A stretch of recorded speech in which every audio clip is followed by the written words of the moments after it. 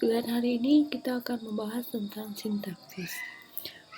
Jika minggu kemarin kita membahas 2 minggu yang lalu kita membahas tentang morfologi. Morfologi itu terdiri dari kata atau morfem. Contohnya misalnya ada kata namanya pencuri. Tapi ketika dalam situasi tertentu, misalnya situasinya ada seorang ibu-ibu di pasar dan ada seorang pencuri mengambil dompetnya, otomatis ibu berteriak pencuri. Nah, itu bukan suatu kata lagi, tapi itu menjadi suatu kalimat yang artinya menunjuk bahwa si orang itu mencuri dompetnya, maka dia berteriak pencuri. Itu termasuk ke dalam jenis sintaksis.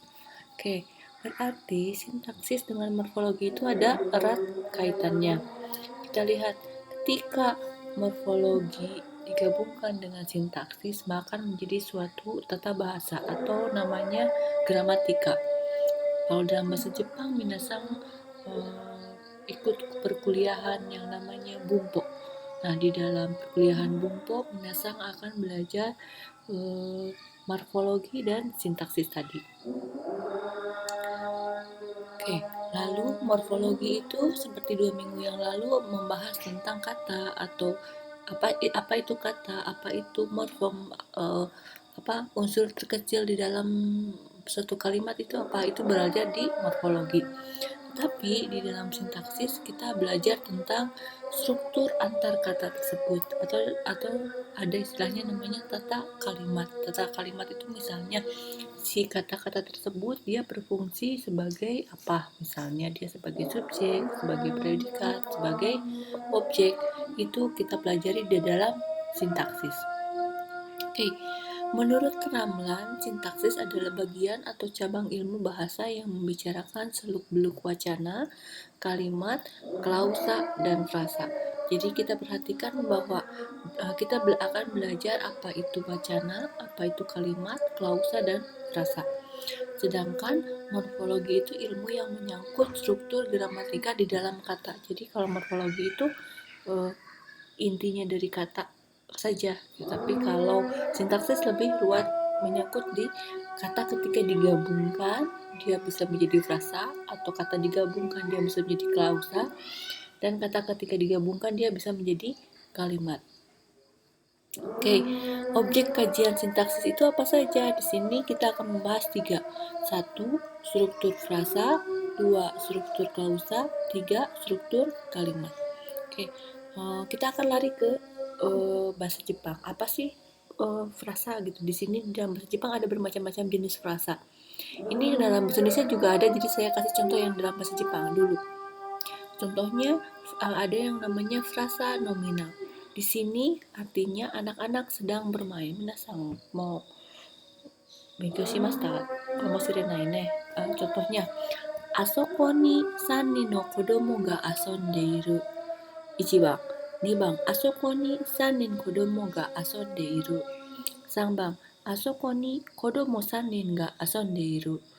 4番、あそこに子供が3人遊んでいる。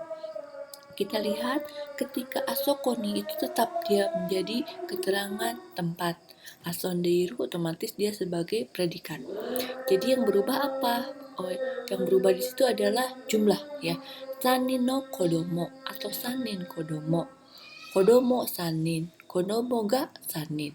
Lalu menurut minasang 1, 2, 3, 4 itu semuanya betulkah? Kodomo sanin, sanin no kodomo. 3 anak, kalau dalam diterjemahkan menjadi 3 anak. Sanin kodomo itu sama ya, sanin no kodomo atau sanin kodomo. Minasang sering dengar kalau misalnya penambahan antara kata itu ditambahkan dengan no ya. Oke, lalu ada yang namanya kodomo sanin. Nah, ini kalau dibalik di M dan MD, atau kodomo ga sanin. Jika dilihat bahwa sebetulnya di dalam bahasa Jepang yang paling lazim itu adalah nomor 2 dan nomor 4. Jadi no itu sebetulnya tidak selalu harus hadir ketika suatu jumlah ditempelkan dengan bentuk kata benda. Jadi, minasang boleh sebutkan sanin kodomo. Atau yang paling lumrah itu juga kodomo ga sanin. Ya, anaknya 3. Jadi di sana kodomo ga sanin asondeiru. Kalau misalnya secara harfiah di sana anak 3 orang sedang bermain. Seperti itu ya. Oke, kita lanjut ke jenis frasa yang lain. Ada yang namanya frase verbal. Kita lihat frase verbal itu kalau dalam bahasa Jepang ada penambahan jodoshi namanya ya. Jadi misalnya ada kata kerja kaku, kakimasta, kakimas. Minasang pasti sudah belajar itu ya. Nah, nanti seiring naik tingkat, minasang akan belajar namanya kakaserarete ita. Kakaserarete ita. Kakaserarete ita itu misalnya artinya dibuat menulis, dibuat untuk menulis, disuruh untuk menulis kan gitu ya. Kakaserarete ita. Nah, ini bentuk jodoshi atau disebut dengan frase verbal. Jadi kaku ditampilkan dengan serare teita. Ini tambahin lagi ada namanya modalitas. Nanti kita belajar di linguistik bahasa Jepang. Apa itu modalitas? Ada yang namanya ni chigainai daro. Ini juga sebagai bentuk modalitas. Jadi hanya dengan kaku saja dan ditempelkan dengan jodoshi akan menjadi frase verbal. Jadi kakaserareta itani chigainai daro itu menjadi suatu kalimat yang berbeda arti dengan kakimas. Oke, mungkin ini akan susah untuk minasang karena minasang belum pernah ketemu dengan pola kalimat seperti ini. Kita lanjut ke frase adjektiva.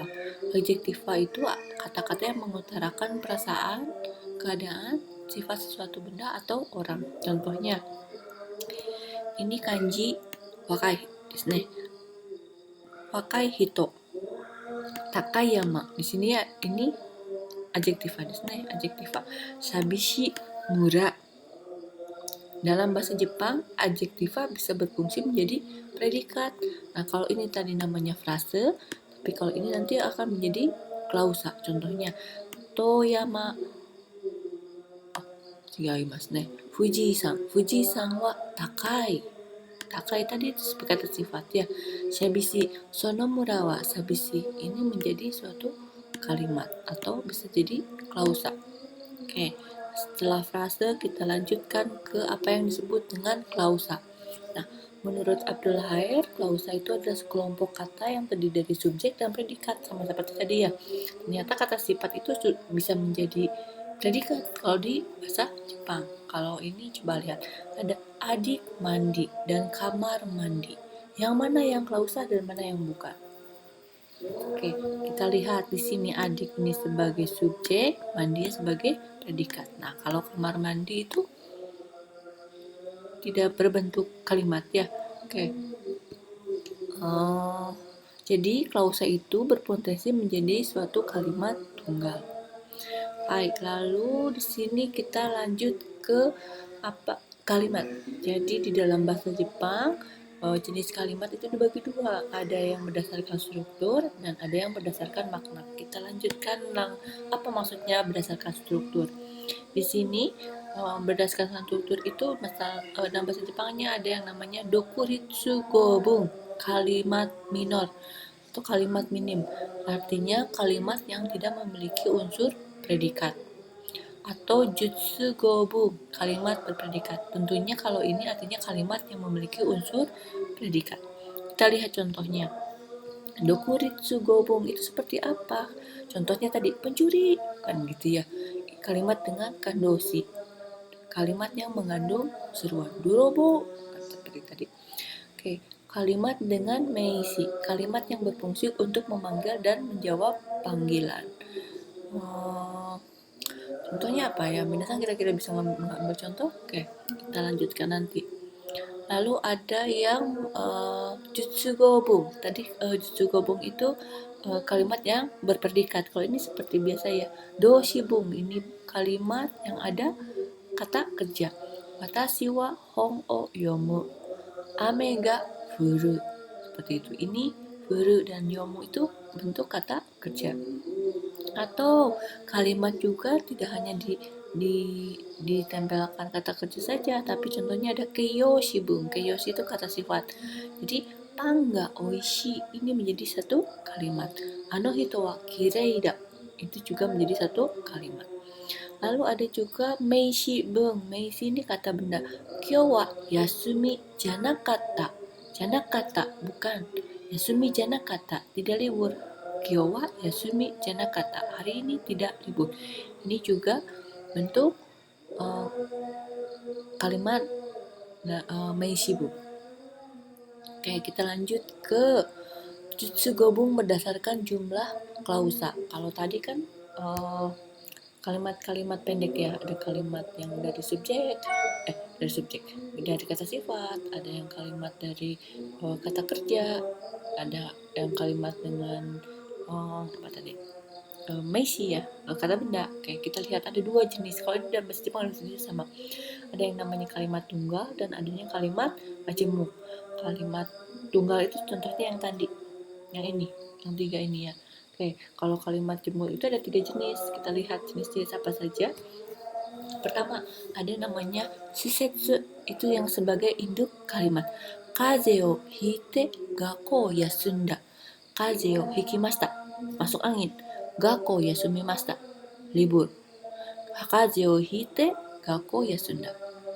Yang mana yang itu kalimatnya yang di garis bawah. Lalu yang mana yang menjadi anak kalimatnya? Yang kaze o hite. Saya libur gakko yasumimashita. Kenapa libur? Kaze o hikimashita. Ini menjadi anak kalimat. Lalu ada namanya klausa tambahan. Kino watashi wa tomodachi ga tenis o shiteita no o mita. Kemarin saya melihat apa? Tomodachi ga tenis o shiteita. Melihat teman saya main tenis. Jadi tomodachi ga tenis o shiteita itu sebagai klausa tambahan.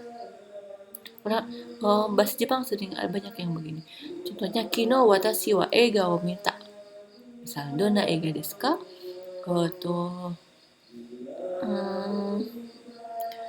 Si eiganya itu diperluas menjadi suatu klausa. Itu bisa menjadi satu kalimat majemuk.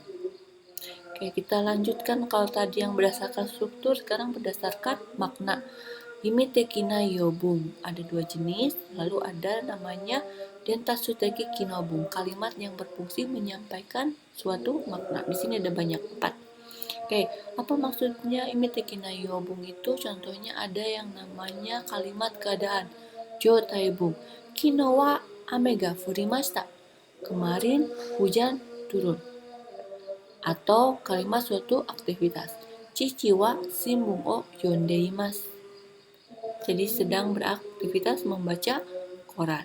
Itu masuk ke dalam imiteki nayobung, kalimat yang berdasarkan makna.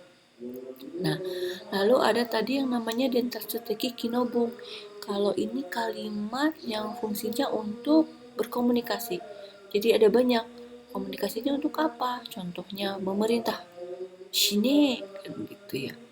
Atau misalnya hashire, guruna, kan gitu ya, bentuk larangan atau permohonan, ajakan. Ini nanti juga akan lebih akan detail saya terangkan di ketika minasang masuk ke linguistik bahasa Jepang.